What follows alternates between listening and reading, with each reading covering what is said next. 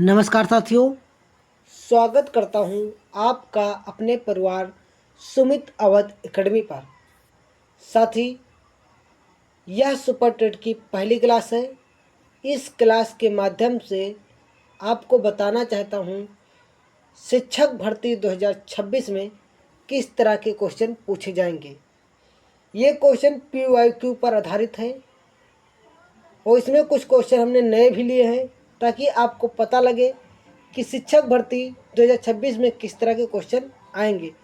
तो पहला question screen पर लगा हुआ है।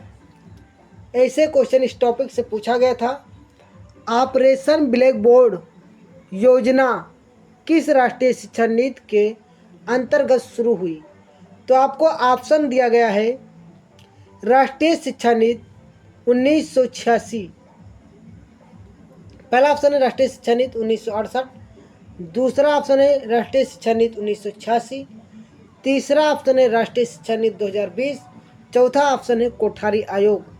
तो इसकी शुरुआत ऑपरेशन ब्लैक बोर्ड की शुरुआत, अगर शुरुआत की बात किया जाए तो राष्ट्रीय शिक्षा नीति 1986 ऑप्शन राइट होगा। ये शुरुआत हुआ 1986 में और इसे लागू किया गया 1987 में।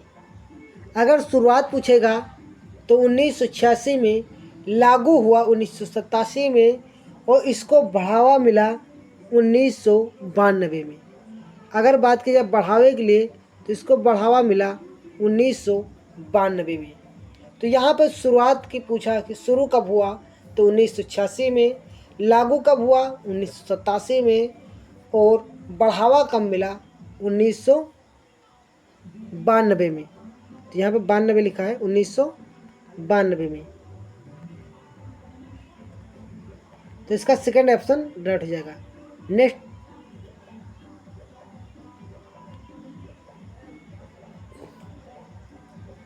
ये PYQ क्वेश्चन है। विद्यालयों में अपव्यय एवं अवरोधन की समस्या का सर्वप्रथम विस्तृत अध्ययन किसने किया था। हल्टोंग समिति, हंटर आयोग, यशपाल समिति की कोठारी आयोग। तो इसका राइट आंसर हो जाएगा हल्टोंग समिति। जो आपका हल्टोंग समिति है, ये अपव्यय एवं अवरोधन की समस्या को दूर करने के लिए लागू किया गया था 1929 में। 1929 में इन्होंने कहा कि प्राथमिक विद्यालयों में अपव्यय एवं अवरोधन की समस्या को पहले दूर किया जाए। जो यशपाल समिति है, बिना बोझ के शिक्षा को लागू किया था। तो ऐसे क्वेश्चन यूपी सुपर टेट में पूछे जाते हैं। कल से आपकी कंटिन्यू क्लास चलेगी टॉपिक वाइज। ये क्लास का उद्देश्य यही था कि सुपर टेट में कैसे क्वेश्चन आए थे और किस तरह से पूछे जाएंगे। राज्य शैक्षिक अनुसंधान और प्रशिक्षण परिषद का मुख्यालय उत्तर प्रदेश में स्थित है। SCERT का मुख्यालय उत्तर प्रदेश में स्थित है। तो इसका राइट आंसर हो जाएगा लखनऊ। इसका राइट आंसर हो जाएगा लखनऊ। नेक्स्ट,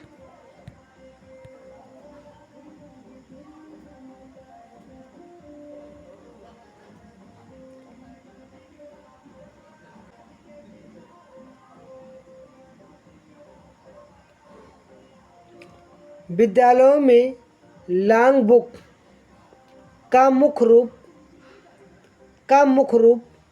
क्या है। मतलब विद्यालय में एक डायरी होती है, उस बुक का नाम है लॉन्ग बुक। तो इसका काम क्या है। छात्रों की उपस्थिति दर्ज करना, कि शिक्षकों का वेतन विवरण रखना, कि विद्यालय के ऐतिहासिक महत्वपूर्ण घटनाओं और अधिकारियों के निरीक्षण का विवरण रखना, कि गृह कार्य की जांच करना। तो ये विद्यालय के लिए डायरी है। तो विद्यालय के लिए डायरी क्या करेगा, विद्यालय के ऐतिहासिक महत्वपूर्ण घटनाओं और निरीक्षण और अधिकारियों के निरीक्षण का विवरण रखना इस लॉन्ग बुक में रखा जाता है।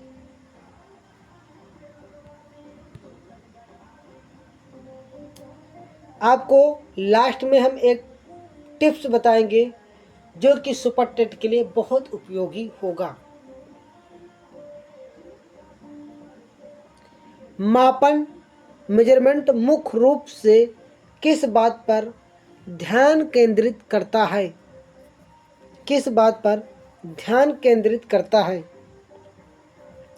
वस्तु कितनी अच्छी है, वस्तु कितनी मात्रा में है, कि छात्र का व्यवहार कैसा है, कि शिक्षण की विधियाँ कैसी है। तो मेजरमेंट मतलब मापना, तो मापना क्या होता है? वस्तु कितनी मात्रा में है, इसका राइट आंसर हो जाएगा कि 5 kg है कि 4 kg है, मतलब वो मात्रा बताता है कि कितना लीटर है, तो उसका उसे मापन कहते हैं। तो वस्तु की मात्रा को बताना।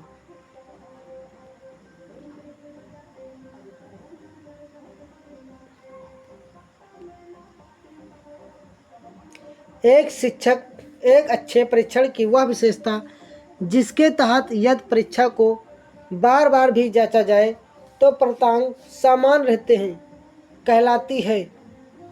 तो विश्वास नेता होना चाहिए। अगर वही रिजल्ट बार बार आता है तो बच्चों में विश्वास हो जाता है। अगर कोई चेक करे तो दूसरा आए, फिर कुछ दिन बाद चेक करे दूसरा उसी कॉपी का नंबर आए, तो बच्चों में विश्वास खो जाता है। अगर रिजल्ट बार बार आता है तो विश्वसनीयता मतलब वही सेम आता है तो विश्वसनीयता बढ़ जाता है।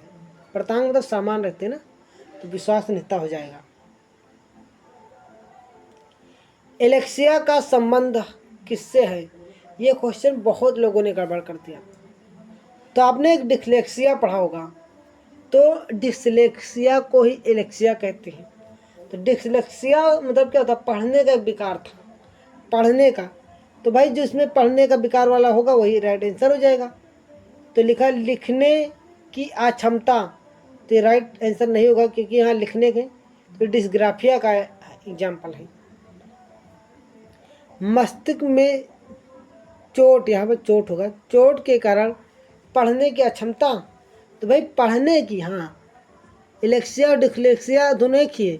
पढ़ने की अक्षमता, तो पढ़ने इसमें तो सुनने का दिया, तो ये भी आंसर गलत हो जाएगा। और ये चलने की अक्षमता, ये भी गलत हो जाएगा। तो एलेक्सिया क्या है? पढ़ने की अक्षमता।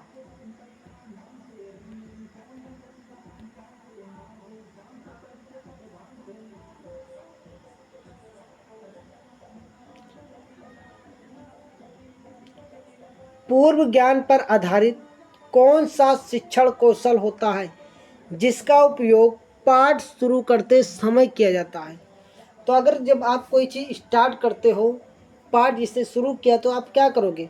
पहले व्याख्या दोगे, व्याख्या बताओगे। व्याख्या तो बाद में बताया था पढ़ाने के बाद। श्यामपट कौशल करोगे, पहले श्यामपट पर ही जुट जाओगे कि पूर्वलन कौशल करोगे? भाई कोई चीज़ स्टार्ट करते हो तो प्रस्तावना कौशल बताया जाता है। प्रस्तावना, ऐसे ही क्वेश्चन पूछे गए थे। कुछ हमने अपने हिसाब से क्वेश्चन लिया है, 10 से क्वेश्चन लिया है, 8 से ज़्यादा PYQ क्वेश्चन है। 8 क्वेश्चन लगभग PYQ है, 2 क्वेश्चन हमने अपने हिसाब से बना दिया है। एक्सपेक्टेड क्वेश्चन कह सकते हो। जीवन कौशल, लाइफ स्किल का मुख्य उद्देश्य क्या होता है? परीक्षा में जो आपने स्किल सीखा है उसका उद्देश्य क्या है? परीक्षा में 100% अंक दिलाना कि केवल पैसे कमाने का योग?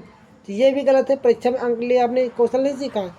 100% पैसा कमाने के लिए नहीं आपने क्या है, दूसरों पर हावी होना, ये भी गलत है। आपने जो कौशल सीखा दूसरों को परेशान करने के लिए, ये तो बिल्कुल गलत है।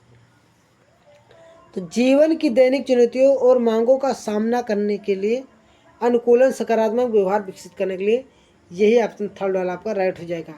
आप ये भी समझ लो, आप पढ़ रहे हो तो पैसा कमाने के लिए नहीं, आप कोई भी कार्य कर रहे हो तो पैसा कमाने के लिए, आप जीवन में चुनौतियों को सामना करने के लिए होता है।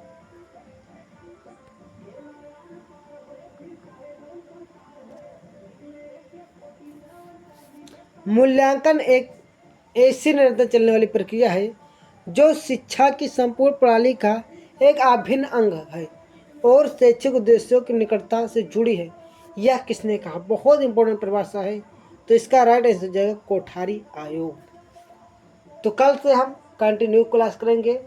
आपको बता दूं, अगर सुपर टेट को आसानी से क्रैक करना है और भीड़ इसमें ज़्यादा है, कंपटीशन बहुत ज़्यादा है, तो आप डीएलएड की सारी बुकें पढ़ डालो। जो सेमेस्टर वाइज बुकें थी उसको अच्छे से पढ़ डालो, लूसेंट को अच्छे से पढ़ लो और आप आसानी से पेपर को क्रैक कर जाएंगे। डीएलएड वाली बुक से ही लाइन टू लाइन क्वेश्चन छपेगा।